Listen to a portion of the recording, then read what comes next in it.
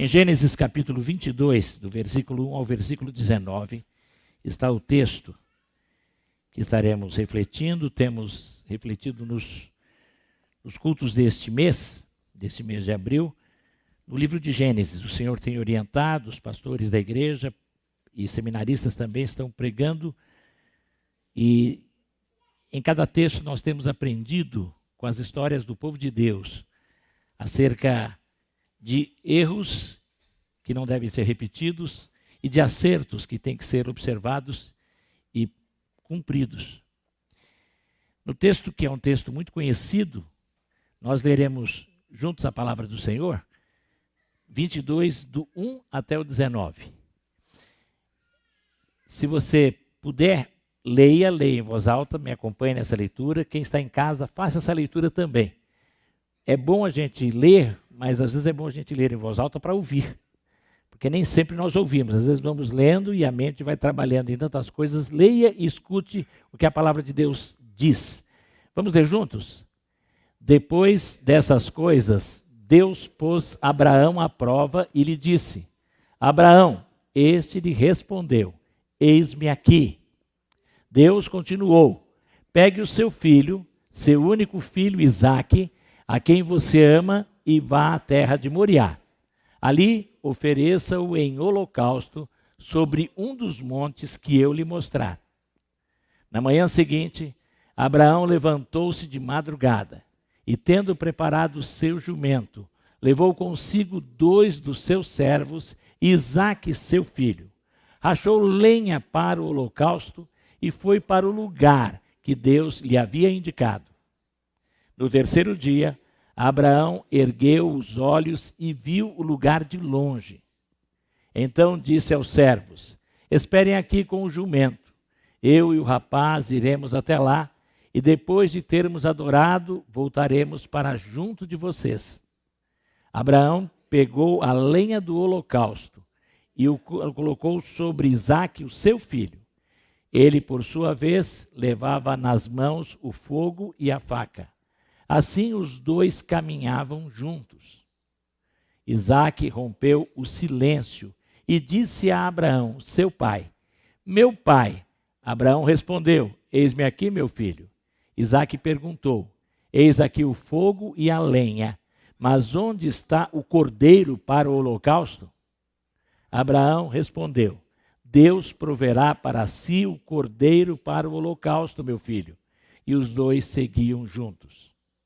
Chegaram ao lugar que Deus lhe havia indicado.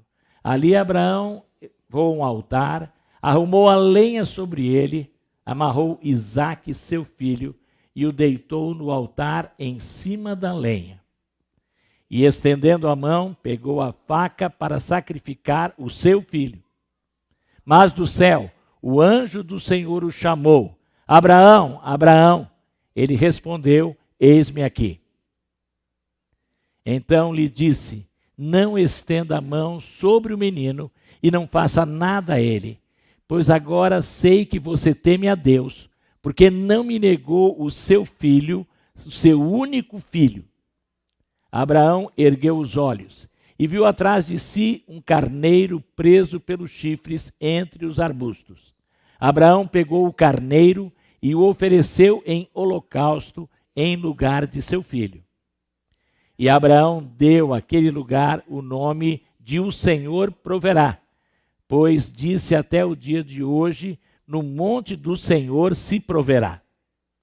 Então, do céu, pela segunda vez, o anjo do Senhor chamou Abraão e disse: porque você fez isso e não me negou o seu filho, o seu único filho, juro por mim mesmo, diz o Senhor, que certamente o abençoarei e multiplicarei a sua descendência como as estrelas dos céus e como a areia que está na praia do mar.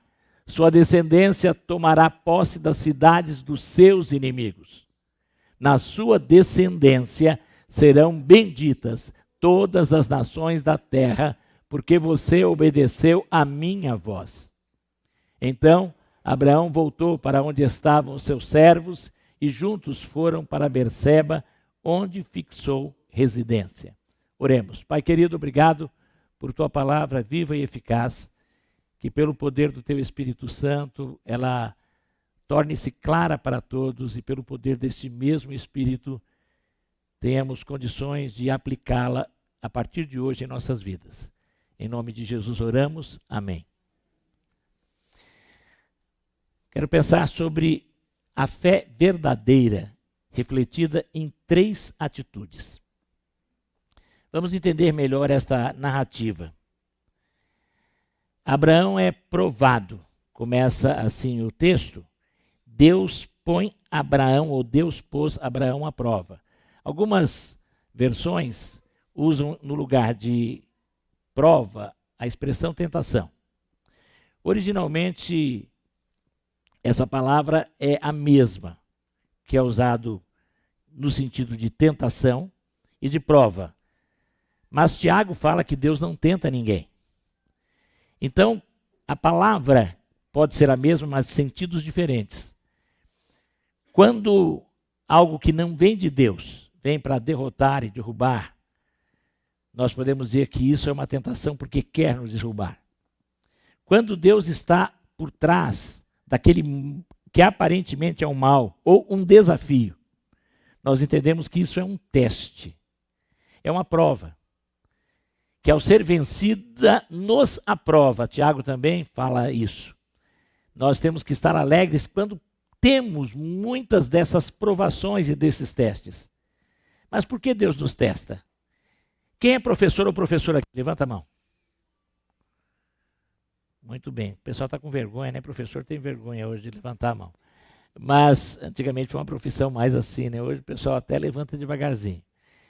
Professor e professora, aplica ou não aplica teste? Aplica. Por mais que se questione, cada vez mais se prova que é bom. Uma época houve uma tendência a não se fazer mais testes. Hoje está se revertendo isso. O teste, ele é um desafio para o aluno, mas ao mesmo tempo é um desafio positivo. Porque leva o aluno a pensar, a refletir sobre tudo aquilo que é ensinado, a recapitular, a pesquisar. Eu sou da época que começaram a se aplicar os trabalhos em grupo. E eu sei como eu fui prejudicado e amigos meus foram prejudicados no trabalho em grupo. Porque o trabalho em grupo era uma boa possibilidade de um só trabalhar e os outros descansarem, se acomodarem. E por isso creio que voltou à prática, né? Não sou pedagogo, não entendo tanto, mas eu percebo que tem voltado. E algumas escolas mais conservadoras, que são consideradas até mais eficientes, pelo menos no sentido de aprovar, de colocar alunos aí para frente, em faculdades e coisas mais, elas voltam a usar isto. Porque o teste, ele nos é necessário. Por menos que o aluno goste de prova, ele precisa fazê-la.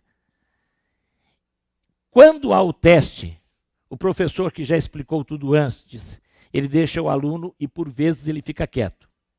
Uma vez uma pessoa perguntou a um cristão muito experiente por que parecia que Deus estava em silêncio em relação ao momento difícil que ela passava, um momento que não tinha sido provocada por ela, e ela entendeu que aquele momento era uma provação de Deus. E ela perguntava a Deus e parecia que Deus estava mudo. Ela não ouvia a resposta. Ela era professora. E esse senhor, um irmão em Cristo também, mais experiente, que era o seu avô, volta-se para ela e diz: você é professora, você aplica provas e testes. E quando você está fazendo a prova, você fala alguma coisa ou você fica em silêncio? Eu fico em silêncio. No máximo se tira alguma dúvida, mas você fica em silêncio se o aluno quer saber a resposta. E assim Deus faz, porque Ele é nosso professor, Ele é nosso mestre. E por isso, aparentemente, Ele está em silêncio, porque na hora do teste, da prova, Ele quer que você, em relação a tudo aquilo que Ele já lhe deu, cresça junto com Ele, lembrando do que Ele já te deu, em relação às respostas. Abraão, por tudo que já tinha recebido na vida, aprender a confiar em Deus. E saber que Deus era Deus fiel. E que Deus era diferente de todas as divindades adoradas ali. As divindades pagãs, que tinham que ser representadas em ídolos, que eram iradas e que exigiam sacrifícios humanos e muitas vezes pediam que os seus adoradores oferecessem seus filhos. Ele sabia que o seu Deus não fazia isto, mas ele também sabia que o que Deus dizia, mesmo parecendo estranho, era o certo. Quando Deus, por exemplo, desafiou a sair lá da terra dele, uma terra muito boa, como já vimos aqui, algo assim equivalente a uma grande cidade dos Estados Unidos, da Europa, e ir para uma região parecendo o interior do Brasil, para onde ele estava indo, o sertão brasileiro. E ele é desafiado para isto, e ele obedece a Deus, e Deus vai abençoando, e ele já está vivendo isso. Uma grande prova que Deus lhe deu é que Deus tinha prometido que ele e a sua esposa amada, Sara, teriam um filho. E o tempo foi passando. O tempo foi passando. A Sara tinha 90 anos. Ele falou, agora, o que vai acontecer? Eu tenho um servo muito bom, ele tinha tentado um filho que a própria Sara colocou com uma outra pessoa, e saiu Ismael, que é o antecessor, o ancestral de todos os povos árabes. E quando ele vê que não era esse, ele fica sem saber. E Deus reafirma. E um ano depois da reafirmação de Deus, Sara, com 90 anos, fica grávida. Aliás, com 89. Ele, com 99, consegue gerar o filho nela. Com 100 anos, ele é pai e ela com 90. Um milagre. Então ele vê, esse Deus é fiel. Vale a pena confiar nele. E agora ele tem um filho que ele tem aos 100 anos.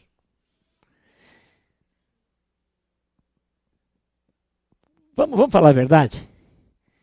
Aquele filho estava muito mais para bisneto do que para filho.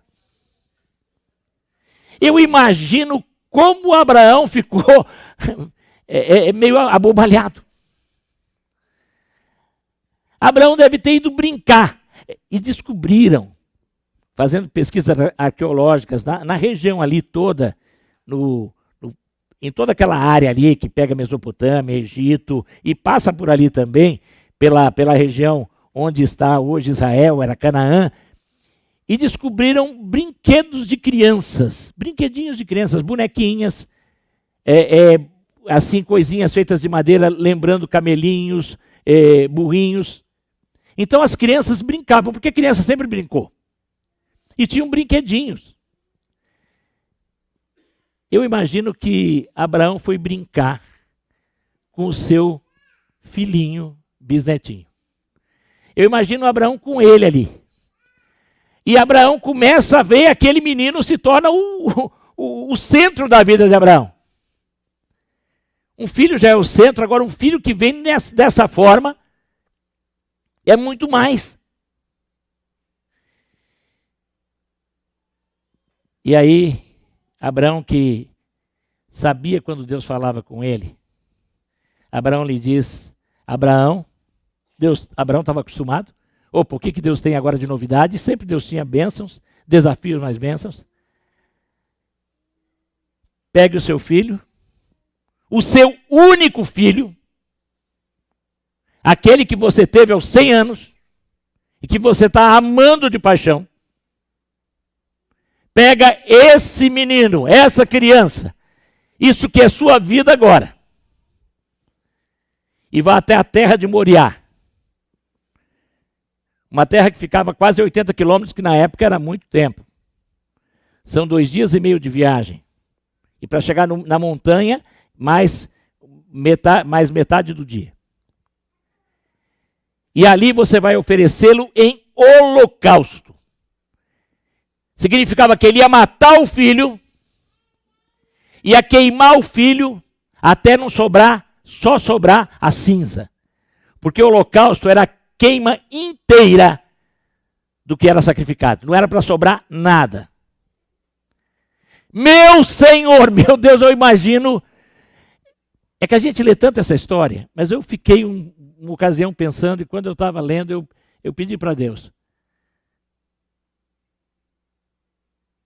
Imagina se Deus pedisse isso para você, que tem uma criança pequena. Agora pega essa criança lindinha, e você vai num forno aí, e você vai matar e queimar essa criança. Eu diria loucura. Deus surtou. Mas Abraão era um homem de fé. Abraão era um homem de fé. Vamos dizer, Abraão era um homem de fé. Diferente de mim.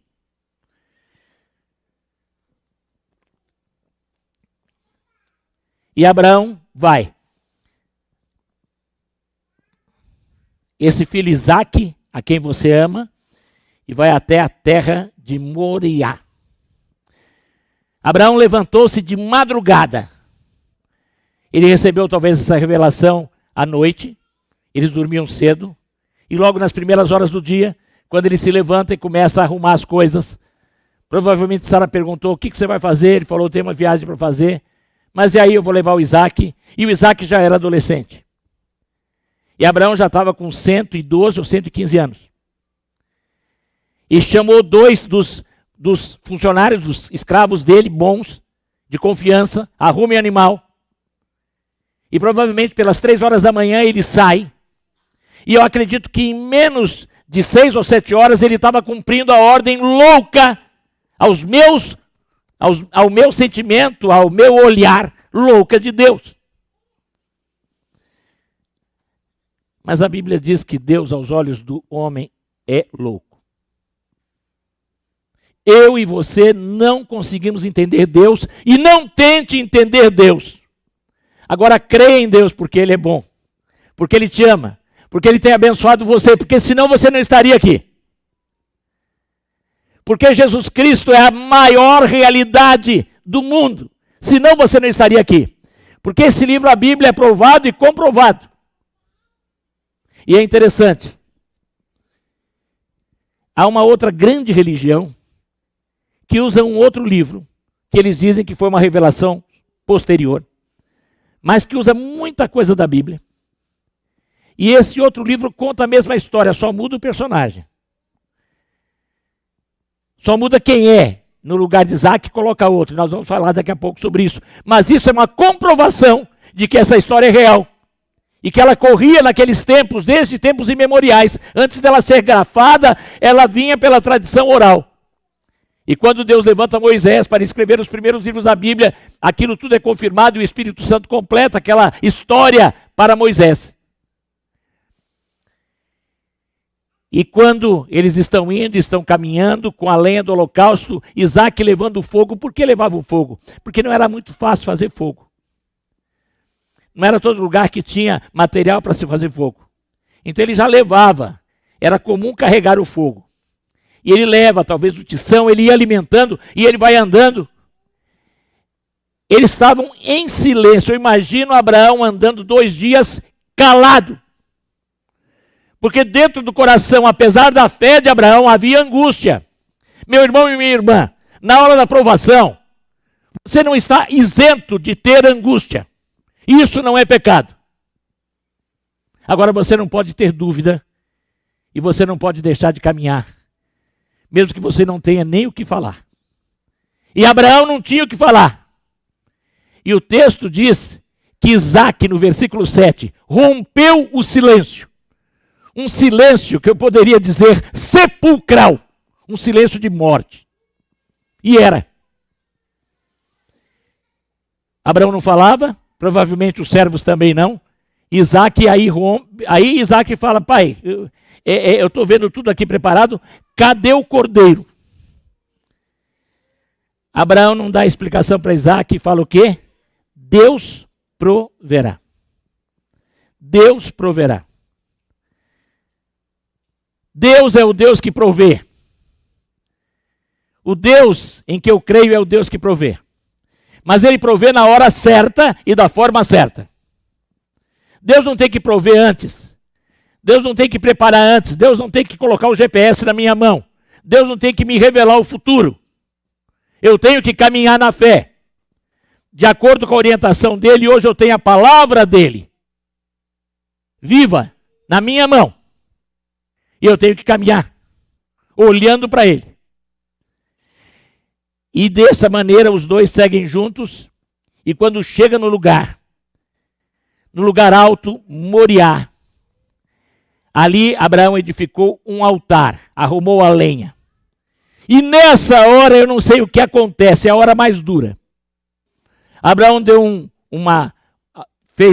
fez Isaac desmaiar, deu um soco na cabeça de Isaac. Não diz isso. Isaac tinha ouvido muitas histórias de Abraão. Isaac já estava conhecendo as coisas de Abraão. E o Deus de Abraão.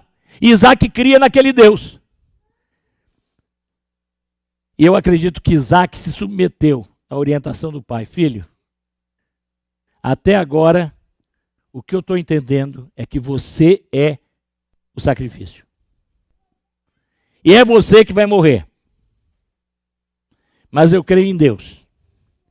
E aí, o que acontece nessa hora? Quando Isaac deita-se, obedecendo o seu pai. Isaac também tem fé, também acredita em Deus, também obedece o seu pai. E é nisso que a gente vê agora Isaac, quando ele vai se deitar, ele vai obedecer, ele está em Moriá. Sabe onde é Moriá? Mais tarde, Crônicas vai dizer, e vai ser identificado, e quando se fala do santo monte do Senhor, quando vai ser comprado a propriedade para ser erguido o templo, aquele é Moriá. Moriá é o Monte Sião. Moriá é onde está hoje a esplanada das mesquitas, lá em Jerusalém, onde estava o templo. Lá é Moriá. Quando a gente vê uma foto de Jerusalém, normalmente você vê uma grande cúpula em cima do lugar onde estava o templo, uma cúpula dourada. Aquele lugar é chamado de o Domo da Rocha. Eu falei que tem uma outra religião que usa um outro livro que eles chamam de sagrado, mas que é totalmente baseado na Bíblia, mas tirando coisas que a Bíblia são importantíssimas. Esse livro fala de Noé, esse livro fala de Adão, esse livro concorda com tudo e conta essa história. Só que esse livro é o livro que os islâmicos usam e eles dizem que quem Abraão colocou ali foi Ismael, em cima de uma rocha. E essa rocha está debaixo daquele domo. E quem já entrou no domo, nem sempre quem visita a Israel e que não tem autorização, se você não consegue fazer alguma autorização antes, você não vai conseguir entrar lá dentro. Mas quem entra vai ver uma rocha, só tem a rocha. E dizem que naquela rocha foi a rocha onde Deus mandou ser colocado. Eles dizem que Ismael, mas sabemos que a Bíblia é a fonte da verdade, muito anterior ao livro que eles consideram como sagrado. O verdadeiro livro sagrado da Bíblia diz que ali Deus colocou Isaac e o amarra. Então essa história é confirmada. Moriá é o lugar do templo. Moriá é o monte sagrado. Moriá é o lugar onde cordeiros mais tarde vão ser oferecidos para o Senhor. E o primeiro sacrifício talvez ali feito foi não de Isaac, porque quando Isaac é colocado, quando ele é posto ali, e quando Abraão amarra ele para que ele pudesse aguentar e provavelmente fecha os seus olhos. E ergue, a Bíblia diz, a faca. Quando ele vai descer aquilo, Deus grita, Abraão, Abraão, Abraão, e Abraão para. Como ele parou toda vez que Deus o chamou. E aí Deus manda ele olhar, e quando ele olha para trás, ele deve ter ouvido o balido de um animal, e lá está o cordeiro. E aquele era o cordeiro que deveria estar no lugar de Isaac. É interessante que a palavra de Deus vai dizer em Hebreus, que Abraão, quando colocou o seu filho lá, é dito que ele cria que Deus ressuscitaria Isaac. Como o que aconteceu ali já é uma antecipação do que aconteceu mais tarde. Não naquele monte, mas próximo do monte, que foi no Calvário, um monte que é do lado quase, bem próximo àquele lugar santo, Moriá. Lá no Calvário, Jesus Cristo morreu e ele esteve ali substituindo a mim e a você. Ele foi a provisão de Deus, o Cordeiro perfeito de Deus, como tinha sido anunciado por João Batista. Eis o Cordeiro de Deus que tira o pecado do mundo. E Jesus Cristo veio ficar no meu lugar e no seu lugar, porque eu e você deveríamos estar na cruz, naquele sofrimento insano. Eu e você teríamos que ter, porque nós somos pecadores e culpados pelos nossos pecados. Mas assim como Deus substituiu Isaac pela fé que Abraão teve, assim Deus fez ao substituir eu por Jesus, ao substituir você por Jesus.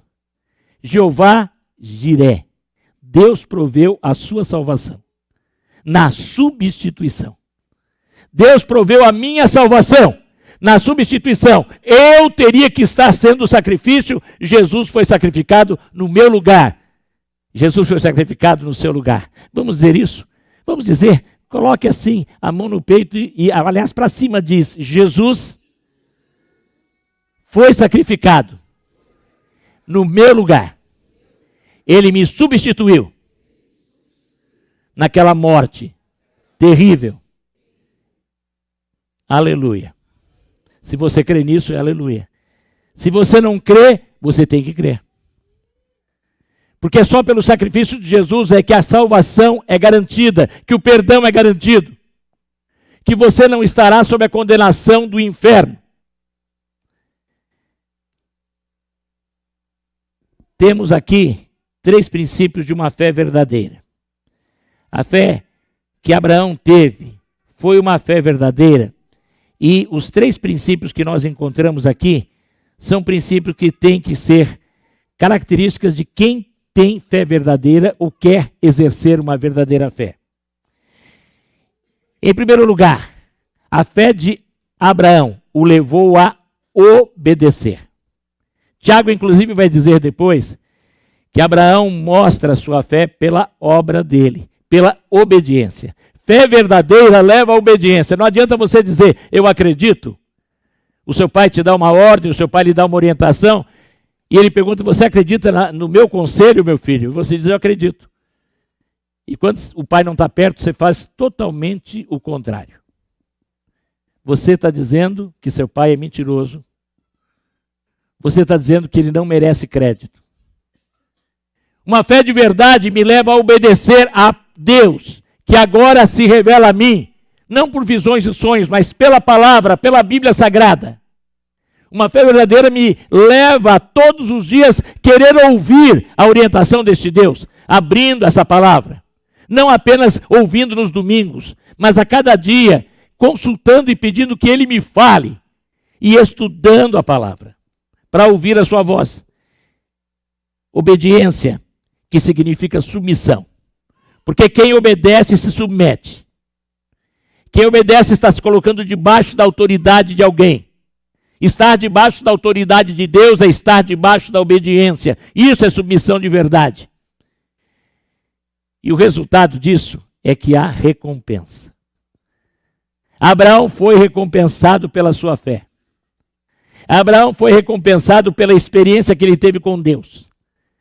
Não que Abraão saiu dali com um saco de dinheiro. A Bíblia não diz isso. A Bíblia não diz que Abraão desceu de lá e ele levou milhares de ovelhinhas agora para aumentar o rebanho dele. Não houve isso. A grande recompensa de Abraão foi a recompensa espiritual, de uma fé fortalecida, a recompensa espiritual de uma experiência que ele levou seu filho a passar e que levou Isaac também a ser fiel ao mesmo Deus. Tanto é que até hoje os judeus dizem o Deus de Abraão, de Isaac e de Jacó. Essa família ficou firmada porque eles tiveram experiências profundas e uma das mais profundas foi esta. Nesse sentido, Abraão é o pai dos crentes, dos que creem, dos que têm fé. Uma fé que leva à obediência, uma fé que leva à submissão, mas uma fé que traz recompensa. Que não significa prosperidade material. Que não significa que se você obedecer a Deus, devolvendo os dízimos, se você obedecer a Deus, não fazendo o que é errado, você vai ter ascensão no seu emprego, a sua conta bancária vai aumentar de repente, suas dívidas vão cessar. Não é isso. Mas significa que você vai experimentar o poder de Deus de uma maneira que a sua fé e você vai ter convicção. Sim, a verdadeira fé ela leva você a ter disposição, e levou Abraão a ter disposição para o sacrifício. Sacrifício, oferecer algo em sacrifício. Agora todos nós somos desafiados a oferecer um sacrifício. O sacrifício perfeito para redenção e salvação já foi oferecido por Jesus na cruz. Mas a Bíblia fala também, quando fala dos sacrifícios para o povo de Israel, que haviam sacrifícios pacíficos de ação de graças, de gratidão. E os nossos sacrifícios pacíficos de ação de graça e gratidão começam lá em Romanos capítulo 12, versículo 1, que diz o quê? Rogo-vos, pois, irmãos, pelas compaixões de Deus, que apresentem os seus corpos como sacrifício vivo, santo e agradável a Deus. Esse é o culto racional de vocês. Apresentar o corpo como sacrifício vivo, santo e agradável a Deus é começar o dia como nós começamos o culto, confessando pecados. Pedindo que o Espírito Santo sonde o seu coração. Revele onde você tem falhado. Revele coisas que você tem que consertar e acertar. Talvez perdão que não está sendo dado. Talvez pensamentos que têm que ser retirados. Talvez situações das quais você tem que se afastar, vícios que têm que ser cortados. E você tem que confessar. Você tem que sacrificar os seus pecados no altar de Deus. Dizendo, Senhor, eu reconheço que isto é pecado. E eu não quero ter isso na minha vida. Mas eu não tenho forças, me dá forças pelo poder do Teu Espírito Santo. Essa é a oração e o pedido que eu deveria fazer todos os dias. Senhor, toma os meus pecados nas Tuas mãos, toma os meus descaminhos e me dá forças para andar nos Seus caminhos. Nós pedimos tantas coisas para Deus. Pedimos dinheiro, pedimos cura. É claro, tudo isso é lícito, permitido, devemos pedir tudo a Deus. Mas você tem pedido por uma vida mais santa? Você tem pedido que Deus lhe dê condições de exercer perdão, de perdoar. Você tem pedido que Deus tire e arranque as mágoas do seu coração. Você tem pedido que Deus segure a sua língua. Que Deus corte os seus olhos de olhar para as coisas ilícitas. Isso você deveria pedir, isso Deus quer fazer. É colocar em sacrifício muitas vezes os seus prazeres. Que na verdade são contrários à alegria e o contentamento que vem de Deus. E quando você fizer isso, você vai ver que o verdadeiro prazer está em fazer a vontade de Deus. Mas sacrifício que vai custar alguma coisa. Quando Davi foi comprar aquela propriedade, que foi o lugar onde Isaac foi oferecido, o homem daquela propriedade quis dar ela de graça para Davi. Davi falou, não vou oferecer a Deus algo que não me custe um sacrifício. Há um preço. A salvação, o preço já foi pago.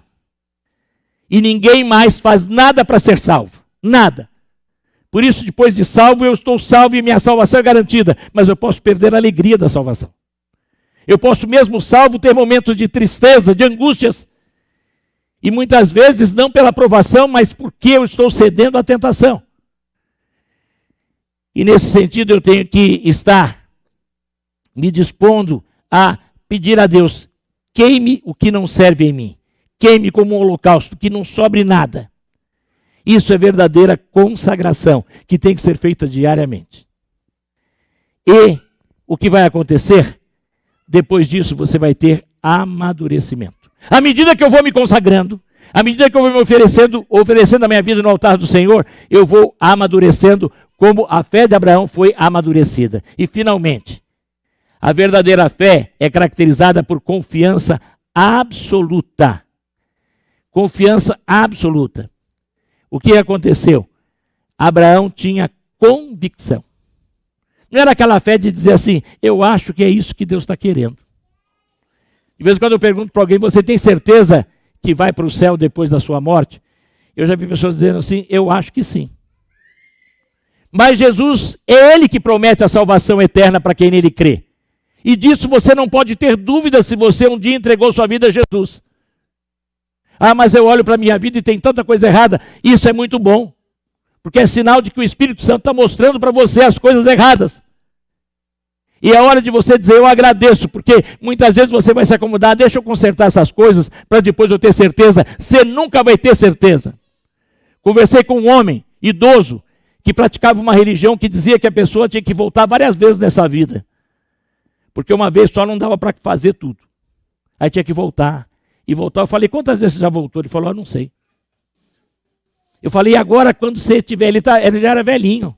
E era praticante fiel daquilo tudo. Eu falei, agora depois que você sair desse mundo, você sabe que vai lá para um lugar melhor? Ele falou, eu acho que não. Ele era um homem sincero. E qualquer pessoa com sinceridade nunca vai ter, pelas suas atitudes, certeza de salvação nenhuma, porque você não vai merecer nunca a salvação, nunca, por mais religioso, por mais bondoso que você seja. Quanto mais certo você é, mais convicção de erro você tem, mais consciência você tem. Então, nesse sentido, só pela graça. Você tem que descansar. No entanto, o preço foi pago, mas você tem que pagar todo dia o preço do sacrifício, dos seus erros, da sua vida, da consagração, para você crescer em santificação. Não é que você paga, você deixa o Espírito levar você a isso, mas você tem que pedir.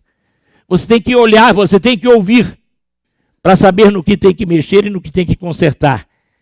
E quando você tem essa confiança absoluta de ouvir a voz de Deus que diz vai, ler a palavra que diz faz e fazer, ou deixar de fazer, sabe o que você vai ter? O que Abraão teve: paz. A certeza de que Jeová Jiré, que Deus provê. A palavra Jeová Jiré não é bem que Deus proverá, mas o sentido é que Deus provê.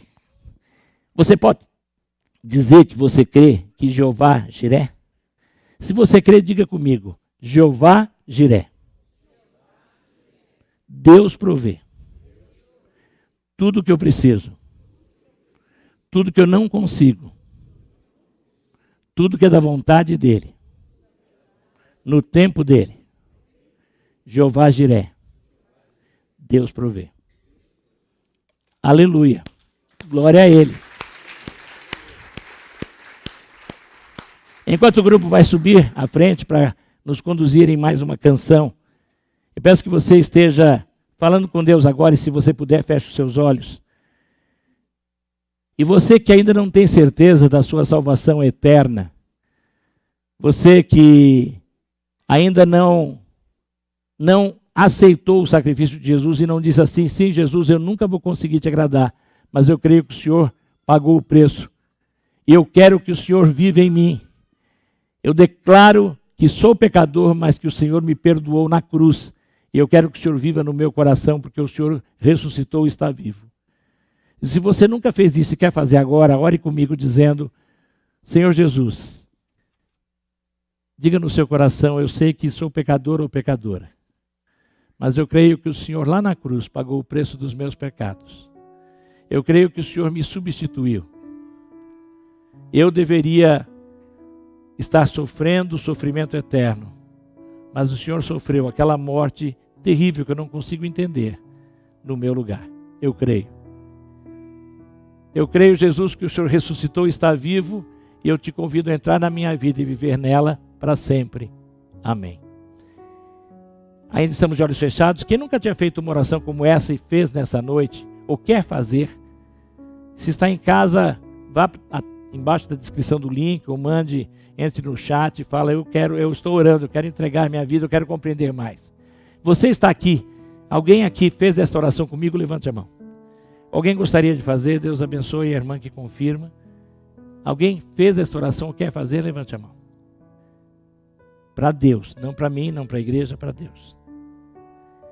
Agora você que está aqui também e que sabe que está precisando